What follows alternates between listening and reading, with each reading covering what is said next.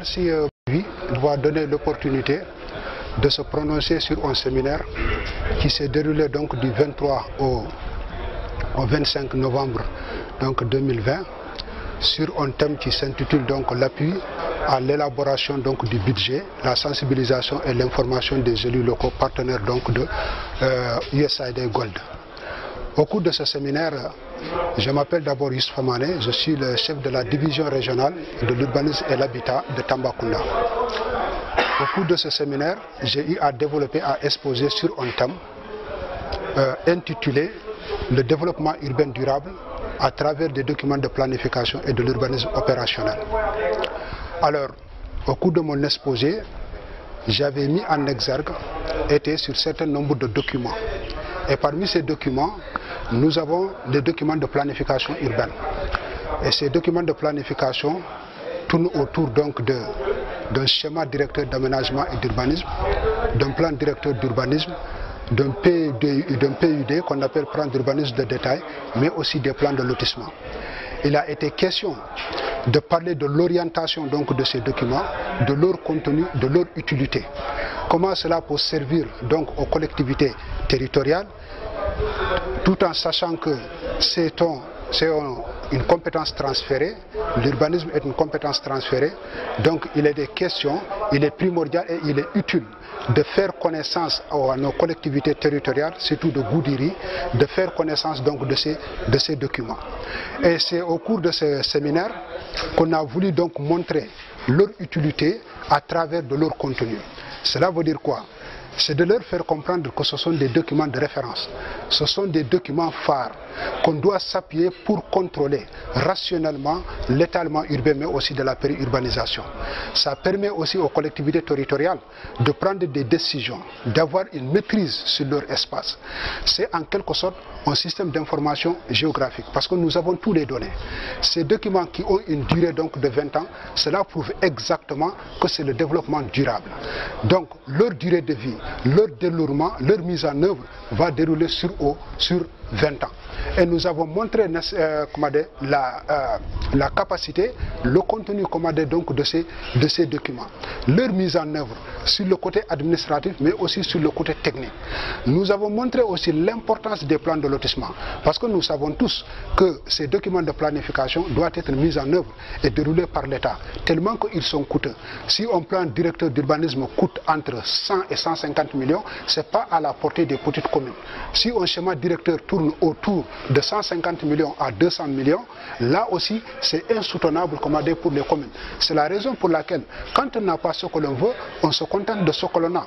Mais les lotissements sont à leur portée. C'est la raison pour laquelle nous avons insisté sur ce document de planification qui est le lotissement. Puisque un lotissement est administratif du côté des collectivités territoriales. Il suffit tout juste de faire une délibération approuvée par un préfet et que l'urbanisme puisse les accompagner pour faire le plan parcellaire, ça veut dire que le plan de morcellement, le plan de lotissement. Alors, après ces documents de planification qui doivent être élaborés, parce que c'est élaboré par le niveau central, ce n'est pas élaboré même par la direction de l'urbanisme, puisque nous on est là pour accompagner le bureau d'études qui va gagner ce marché-là. Cela veut dire que nous avons simplement un pouvoir de contrôle, de suivi de ce qui doit se faire dans telle ou telle commune qui est en train de confectionner, qu'on est en train d'élaborer un plan directeur. Maintenant, dans ce plan directeur-là, nous avons des plans qu'on appelle des PUD. Ce sont des plans qui sont très importants. C'est le plan d'urbanisme de détail. Et ces plans d'urbanisme de détail doivent figurer dans ces plans. Ça peut concerner peut-être un quartier ou deux quartiers selon la taille, mais aussi, surtout selon l'état des lieux. Parce qu'en général, ce sont des quartiers qui sont mal lotis. Ce sont des quartiers irréguliers, ce sont des quartiers qui connaissent une occupation qu'on appelle anarchique. Et dans ce cas, il y a toujours ce qu'on appelle le décret. Ils doivent être approuvés par décret. Doit être approuvé par décret. Dans la seconde partie donc de notre intervention, nous avons développé des opérations d'urbanisme. Et ces opérations d'urbanisme parfois sont là pour mettre en valeur ces documents-là. Parce que ces documents de planification prévoient en amont ces opérations d'urbanisme, telles que la rénovation urbaine, la structuration la restructuration et régularisation foncière, nous avons le remembrement urbain, nous avons les zones d'aménagement concertées, mais nous avons aussi ce qu'on appelle encore les lotissements. Je les ai cités 2 fois, mais le lotissement en tant que document de planification, mais le lotissement aussi en tant qu'opération d'urbanisme. Ce n'est pas la même chose. Alors, donc au moment de la rénovation, pourquoi rénover un quartier? Pourquoi rénover toute une ville? Ou bien pourquoi restructurer un quartier? Et pourquoi aussi pour remembrer comment dire, un quartier et faire aussi créer ce qu'on appelle aussi les zones d'aménagement concerté. Alors, c'est simple, parce qu'on s'était rendu compte que dans certains quartiers, il y a une certaine malorganisation. Si nous regardons l'aménagement, l'occupation est tout à fait irrationnelle. L'occupation est irrégulière, l'occupation est anarchique. Donc, dans ce contexte bien déterminé, on va noter ce qu'on appelle le manque criard d'équipement. Et ce manque criard d'équipement, pour juguler à ça, pour corriger, pour éradiquer comment dire ce phénomène, il faut qu'on ait une certaine modification physionomique même de la structure urbaine. Et pour... Vous appelez quoi par équipement ici? Par équipement, voilà, on a dit que équipement, ce sont des infrastructures de base. Parce que vous voyez 2 quartiers, 3 quartiers. Pour aller même à l'école primaire, les enfants doivent faire au moins 1 kilomètre pour aller étudier. Donc ce quartier-là, il n'a même pas de l'école primaire. Il n'y a même pas un petit centre de santé. Il n'a même pas où passer pour aller prier. Il n'y a même pas de mosquée. Il n'y a même pas de place publique pour se récréer. Il n'y a même pas un tout petit terrain de basket qu'on peut créer pour les jeunes. Il n'y a même pas de place publique pour mettre là-bas des bancs d'arrêt, au moins que les gens viennent se divertir ici. Alors, c'est un manque d'équipement de base, de proximité, qui doit servir à la jeunesse, ou bien qui doivent servir toute une population pour au moins se récréer et avoir donc de ces infrastructures de base. Parce qu'il ne faut pas l'oublier. L'urbanisme, comme le disait Le Corbusier, doit remplir 4 grandes fonctions. Il faut habiter, il faut circuler, il faut travailler, cultiver le corps et l'esprit. Et surtout vous cultivez le corps et l'esprit. Parce que un quartier, 3 quartiers, 4 quartiers, 5 quartiers contigus où on ne parvient même pas à avoir des équipements.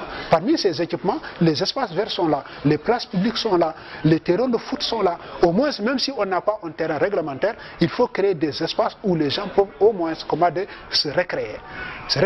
Donc, ces documents de planification, où l'opération de l'urbanisme opérationnel est venue pour corriger certaines anomalies, cette mal-urbanisation et cette occupation anarchique qui se voit à l'intérieur de ces quartiers non lotis. Donc c'est la deuxième partie de notre intervention. Nous avons noté beaucoup d'importance à cette partie aussi. Mais faute de mise en valeur, de mise en œuvre de ces opérations d'urbanisme, nous avons encouragé encore le lotissement. Pourquoi encore le lotissement? Si l'existant est là, la ville a connu une occupation irrégulière, a connu des occupations anarchiques. Donc dans le temps, dans le futur, pour éviter cela, on invite les collectivités territoriales à encourager des lotissements pour la périphérie. Cela veut dire que l'extension de la ville va se faire d'une manière rationnelle pour éviter que les gens viennent s'implanter dans l'espace au niveau de la périphérie d'une façon anarchique. Mettre des peines et s'installer. Parce que ne faut pas oublier, il y a des services concessionnaires aussi qui sont là. La SDE est là, qu'on appelle SEN'EAU aujourd'hui, et nous avons ce qu'on appelle aussi la Sénélec.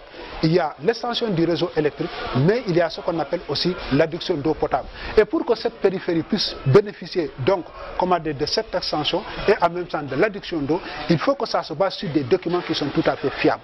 Ne pas faire des réseaux, c'est parce qu'on l'appelle la voirie et réseau divers.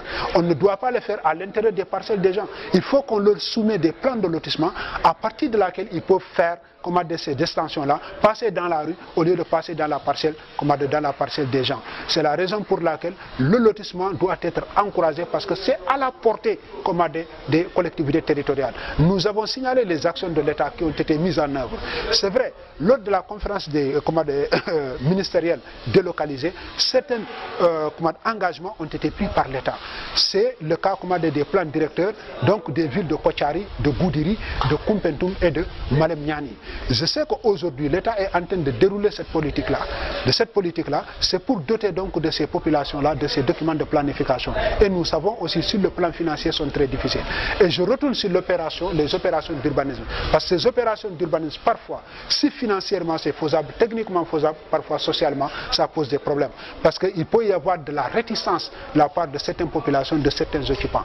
Parce que qui veut restructurer, qui veut rénover, il faut au moins se casser, il faut au moins se céder. Nous avons précisé, pour ce qui concerne les équipements culturels, ce qui concerne les équipements historiques, c'est à épargner. Et même pour le cas de la population, il faut éviter la cassure. Il faut éviter le maximum, comme on l'appelle, les cassures. Parce que après, il y aura un remboursement ici, il y a des indemnisations, il y a des dédommagements. Mais aussi et surtout, dans le cadre du remembrement urbain, on peut tomber sur des titres fonciers appartenant à des gens. Et pour les rembourser, ce sera un peu difficile pour l'État. Voilà ce qui fait donc l'économie de mon intervention au cours de ce séminaire qui a duré au moins 3 jours. Et une fois encore qu'on remercie les autorités et précisément l'ONG USAID Gold, mais aujourd'hui la presse, encore une fois, j'ai dit que le fait de nous faire participer à ce séminaire, c'est de décliner aussi les missions de notre ministère, c'est de décliner encore les missions de la Direction générale de l'urbanisme et de l'architecture.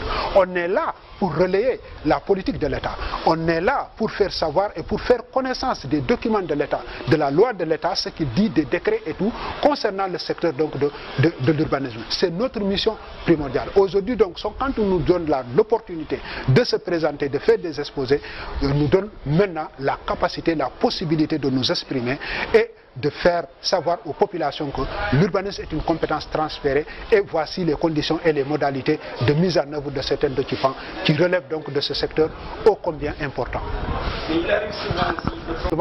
On parle de documents de planification. Vous savez, ces documents de planification doivent renseigner sur l'ensemble de la commune. C'est une étude monographique. Et qui dit étude monographique, il faut partir du général au particulier. Alors, cela veut dire quoi? Il faut faire l'historique même de la ville. Quand on fait l'historique de la ville, on ne peut pas épargner le foncier. Comment les gens se sont installés à Goudiri? Sur le côté géographique, sur le côté physique, on parle là, si Goudiri par exemple ou Kochari aura un plan directeur d'urbanisme, vous verrez le contenu de ce plan directeur. Il y a une étude monographique de l'historique jusqu'à les plans.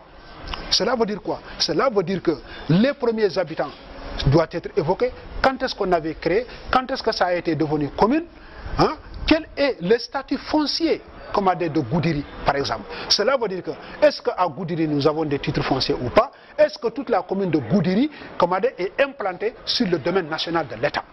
Alors, en ce moment-là très précis, il faut informer la population sur les statuts juridiques du foncier. C'est là votre question. Parce que si un habitant lambda, un citoyen lambda de Goudiri ne sait pas que là où se trouve sa maison, c'est sur le domaine national, c'est des terrains non immatriculés, cela veut dire que l'État n'a pas immatriculé, ça relève des compétences de la commune, ça pose problème. C'est au moment de les sensibiliser. Je viens de le dire tout à l'heure, l'urbanisme c'est un secteur qui est tout à fait transversal, c'est un secteur qui est pluridisciplinaire, c'est un secteur où on voit intégralement ce qu'on appelle l'interdisciplinarité. C'est la raison pour laquelle, quand on fait le DAO, le dossier d'appel d'offres, à des bureaux d'études pour l'élaboration de ces plans directeurs, il y a des compétences qu'on doit cibler dans la mise en œuvre de l'élaboration de ces documents. Les compétences sont là, le sociologue est là, l'économiste est là, le juriste est là. Le juriste, on peut lui dire que vous, il faut que vous nous fassiez la situation foncière de la commune de Goudiri, de nous dire que Goudiri, est-ce qu'il y a des titres fonciers et où se trouvent ces titres fonciers-là? Lui, c'est son domaine. Il va essayer de mener des enquêtes là-bas auprès du cadastre, mais auprès des impôts et domaines, et voire même de l'urbanisme. Puisqu'il y a des plans de lotissement. Il y a des plans de lotissement qui sont là. Si ça a été fait sur des terrains non immatriculés, on va lui dire que tel quartier est fait sur des terrains non immatriculés. Tel terrain, tel lotissement est sur des titres fonciers. Donc, pour contrecarrer l'ensemble de ces problèmes-là, il faut sensibiliser la population, lui faire savoir qu'aujourd'hui, les terrains qui concernent le périmètre communal, par exemple, de Goudiri, ce sont des terrains qui se relèvent du domaine national, ce sont des terrains qui sont non immatriculés, donc qui relèvent des compétences de la commune, comme l'avait souligné le sous-préfet de Bala hier. Voilà. En termes comment allez-vous expliquer le domaine national? Oui, en termes simples, un domaine national, c'est comme un véhicule qui n'a pas d'immatriculation. Un véhicule qui n'a pas d'immatriculation, c'est le domaine national. Mais le domaine national, dès lors qu'on extrait une partie de ce domaine national pour l'immatriculer, on enlève. Mais le domaine national, pour vous expliquer, c'est comme un véhicule qui circule et qui n'a pas d'immatriculation. Il n'a pas d'immatriculation. Cela veut dire que le domaine national appartient à tout le monde. Ça appartient à tout le monde. C'est différent du domaine privé de l'État. Le domaine privé de l'État est immatriculé au nom de l'État et c'est géré par le gouvernement du Sénégal. Alors que le domaine national est là, c'est cette assiette foncière-là. Vous savez, la loi de 64, oui, du 17 juin 1964 de Senghor, qui dit, le domaine national qui a travaillé sur ça, que 95% des terres du Sénégal relève du domaine national. Cela veut dire quoi? Cela veut dire que ces 95% des terres n'ont pas été numérotées, n'appartiennent ni aux particuliers, n'appartiennent ni à l'État du Sénégal. C'est ça qui fait la différence. Alors, tout le reste, les 5%, ce sont des terrains qui sont immatriculés. Une partie appartient aux particuliers, ça veut dire que vous et moi, et une autre partie appartient à l'État du Sénégal. C'est ce qu'on appelle les terrains immatriculés, les titres fonciers. Les 95%, aujourd'hui je sais que ça a diminué parce que l'immatriculation des terres continue. En tout cas, ce qui est sûr et certain que si nous regardons les statistiques, ça se situera entre 90% et 95% des terres du domaine national du Sénégal se relèvent du domaine national, donc des terrains non immatriculés, qui est à la portée donc des collectivités territoriales et l'État du Sénégal qui a la prérogative d'immatriculer ces terres-là en son nom pour le mettre à la disposition de 15 personnes.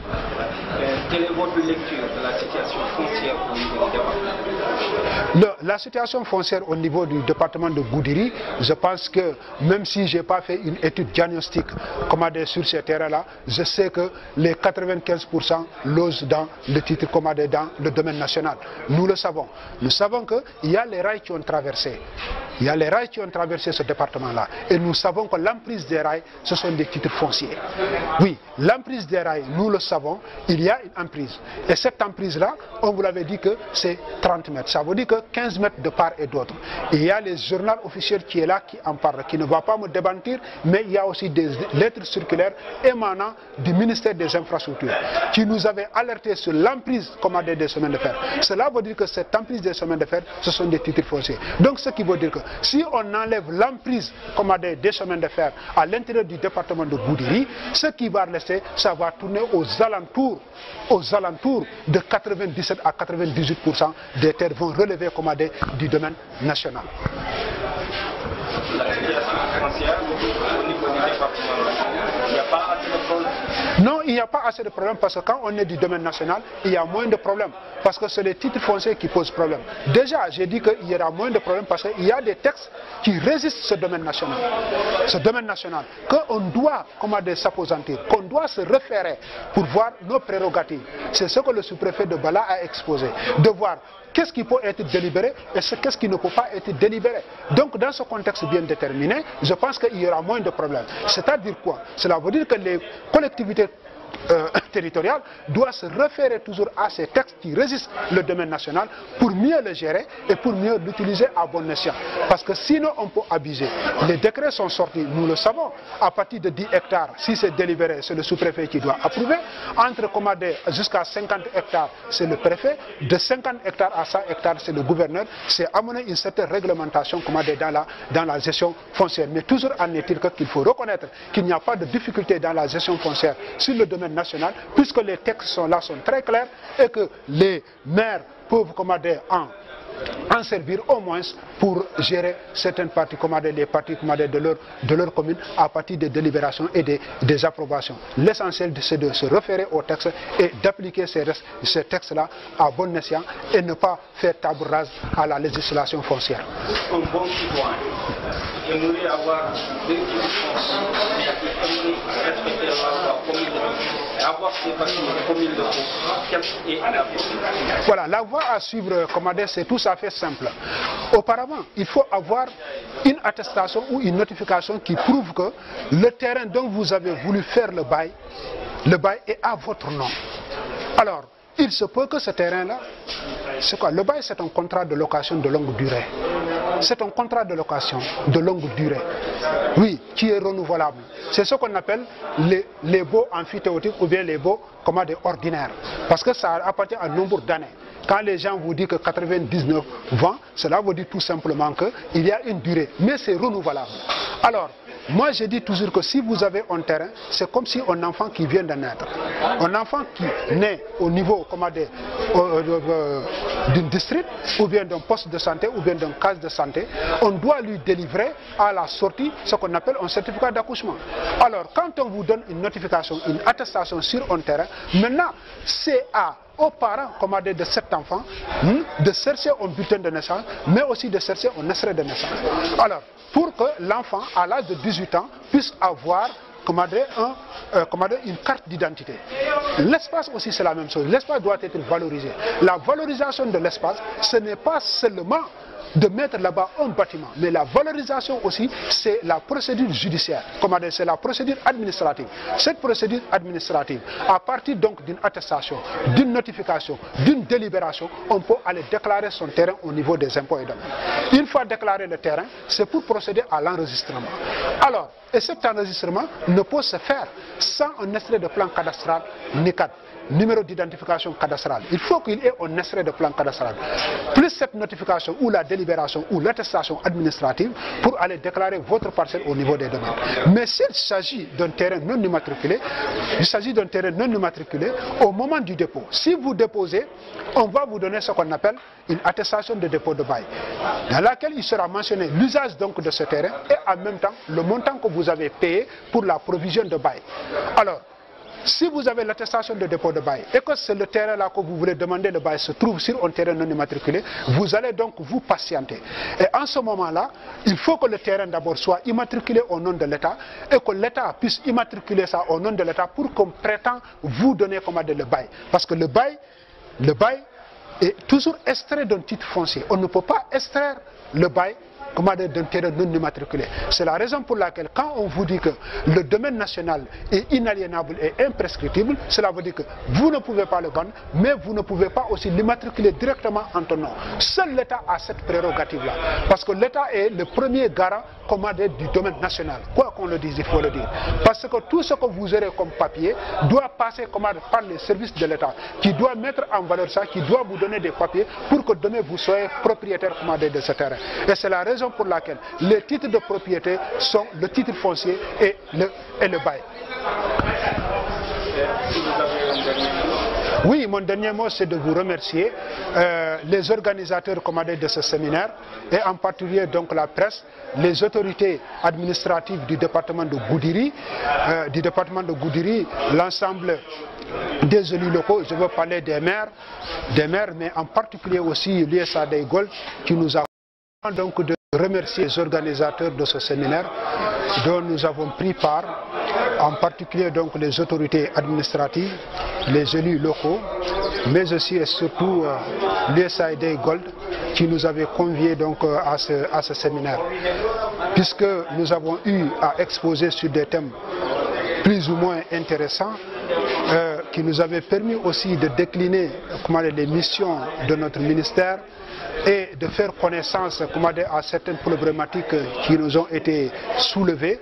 Et au finish, on s'était rendu compte que les participants ont compris le message, puisque les interventions des uns et des autres nous ont permis aussi de rebondir.